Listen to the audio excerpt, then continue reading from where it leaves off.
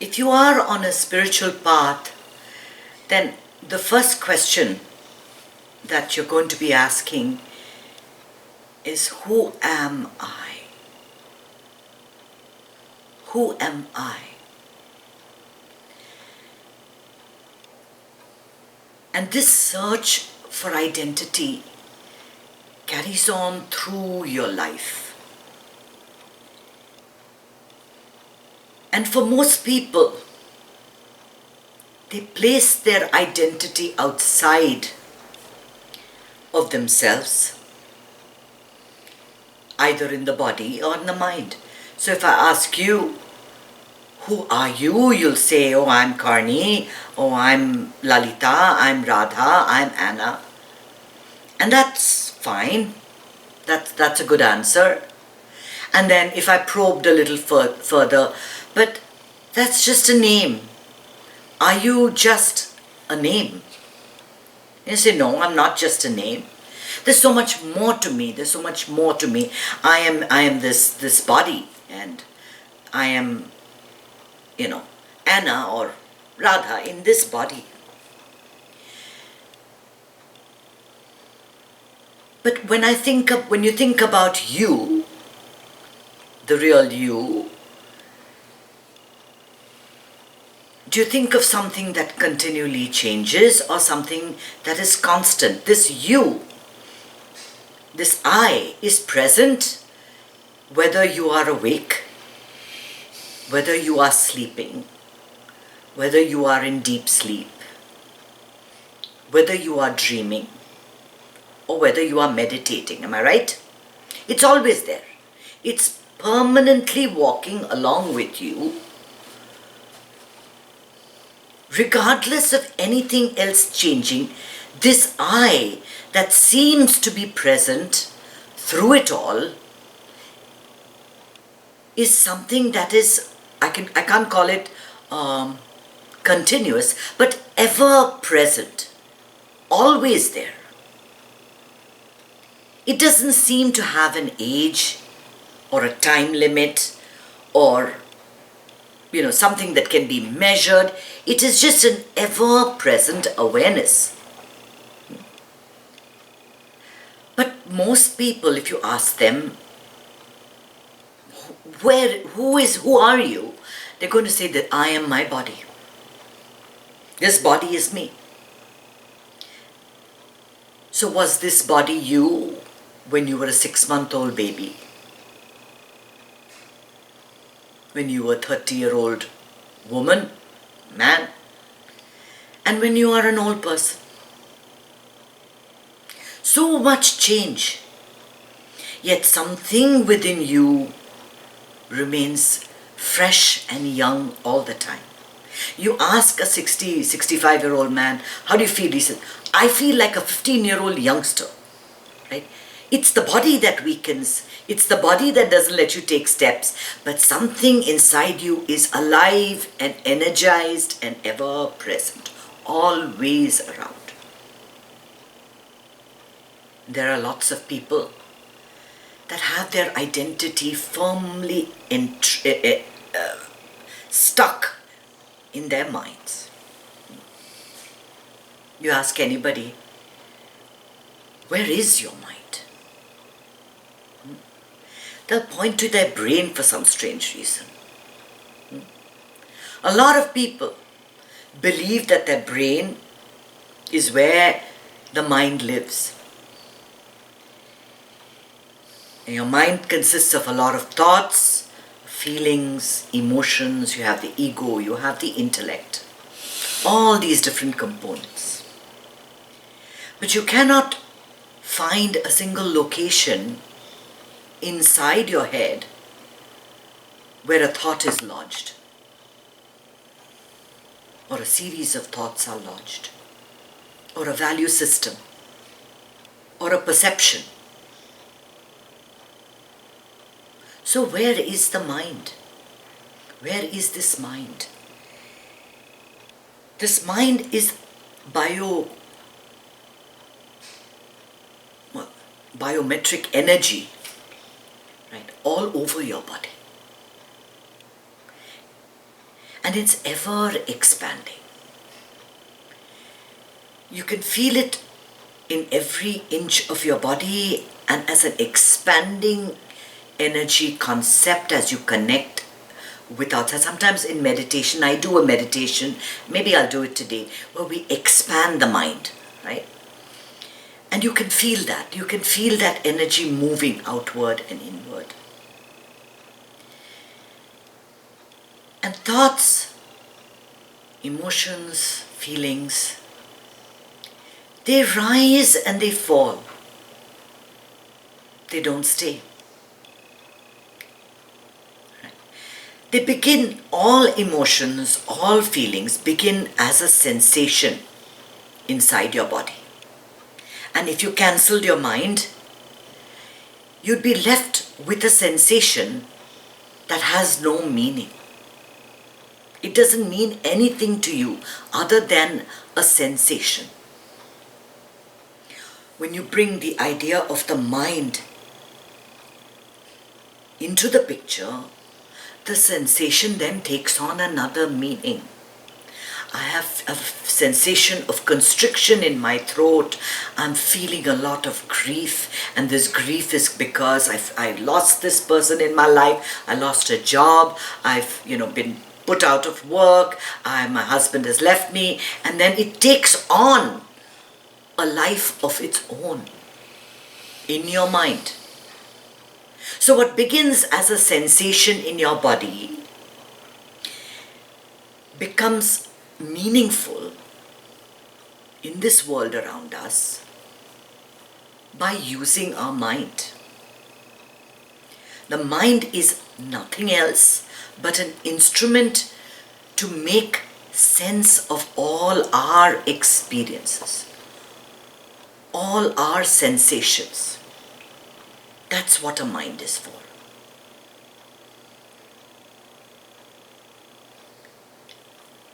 So who are we? Are we the mind or are we the body? And what is more important? We pay a lot of attention. We pay a lot of attention to our body. And we will pay top dollar to join the yoga classes, to join the aerobics classes, to join the, Tabata workouts and the HIIT workouts and the gym. We will do everything to keep this body as fit as possible. But the last thing on our agenda is taking care of the mind. It's when we have nothing else to do, or it's when the stress becomes unbearable. When we are unable to make sense of all the thoughts that are bombarding us, that's when we think we need to take care of the mind. The mind and the body are need to be all the time in perfect sync. They need to be in harmony. They need to do well. If your mind is in a good place, if there is a good thought, if there is a happy thought, then if that vibration of that happy thought, all the sounds that come out of your mouth, the feelings that begin to rise within you, the hormones that are secreted within you are all good. Therefore, every cell in your body does exactly what it's designed to do. When that happens, you get that sensation. For a minute, your mind, the thought process is removed, and you're in touch with your deeper self, which lies just underneath. And you feel that sensation of happiness and pure bliss, just for a second. A feeling of expansion, a feeling of joy, right? Now change that and think of a stressful thought, or get yourself into a stressful situation. What happens if my money gets taken away? What happens if I get sick? What happens if I lose a limb? What happens if we go to war? Right?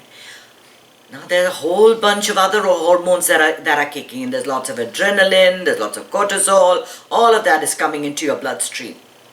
The feeling is one of constriction, your throat is closing, it's a feeling of fear, your heart is racing. Now what happens is that the cells in your body absorb this vibration too. The chakras for one definitely absorb it. and the organs related to it get affected.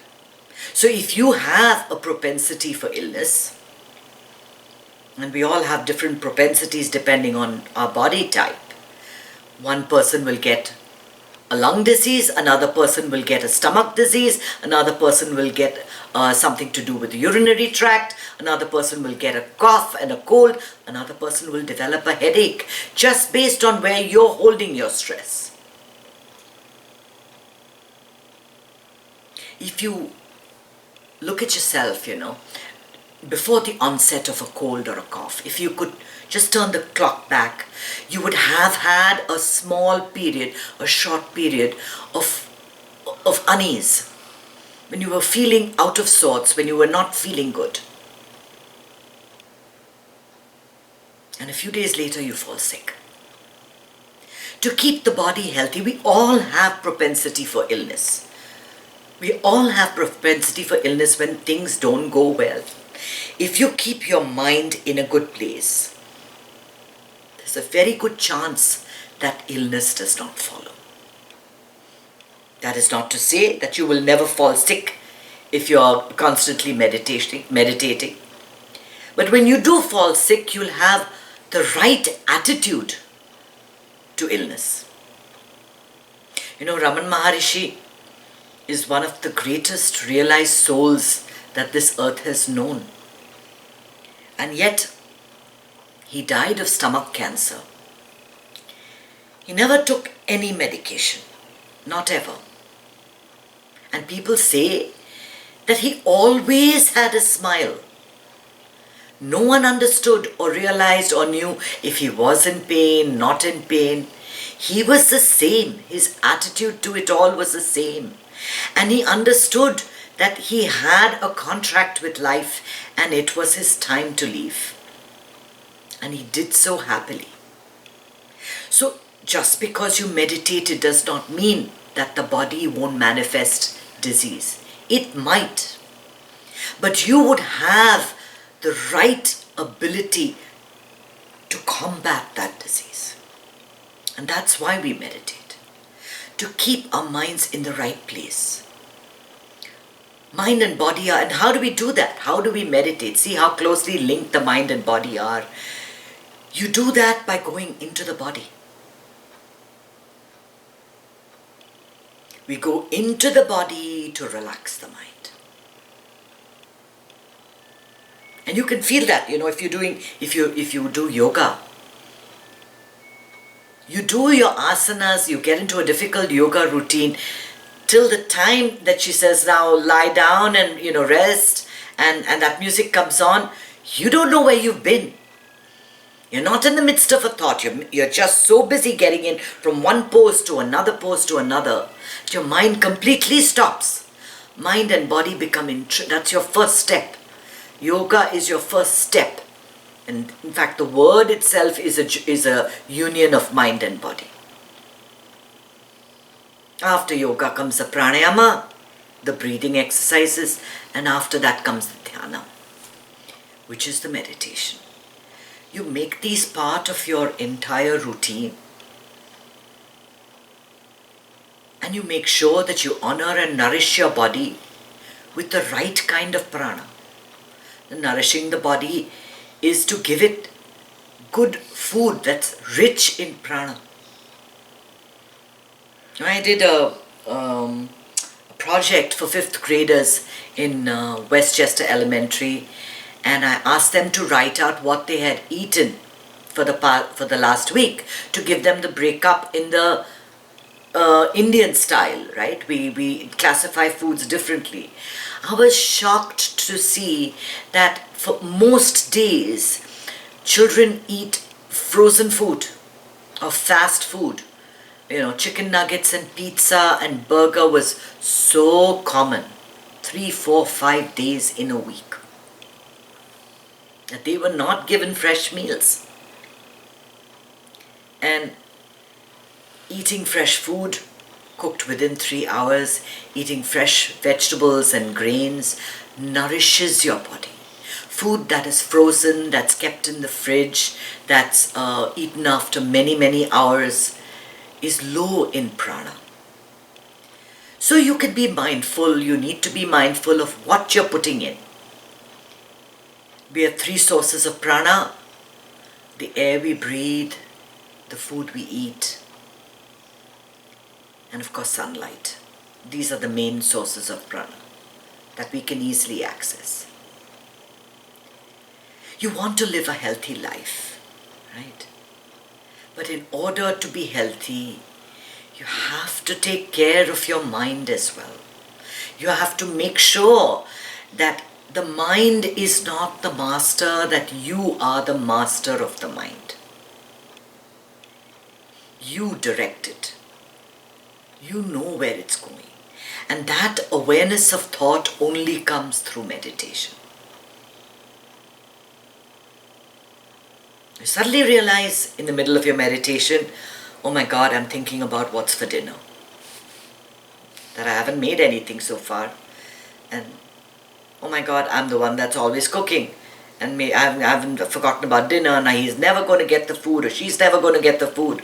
You have all these thoughts coming in, and then you realize that your anxiety over preparing meals is one thing that comes through the day.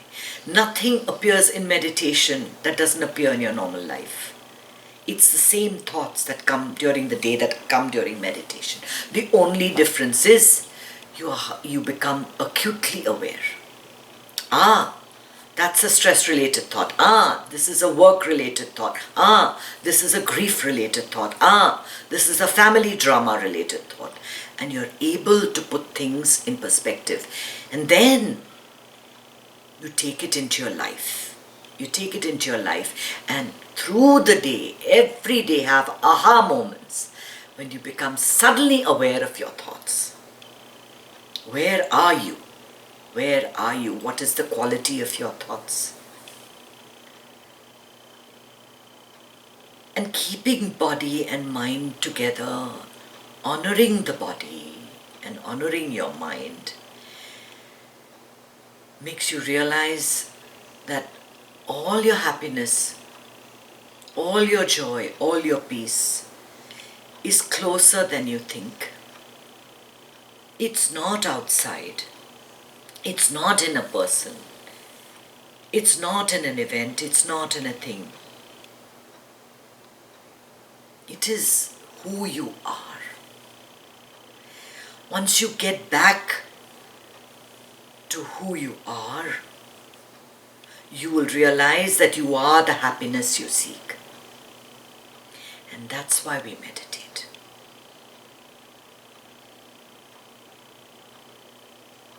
Om Namah Shivaya.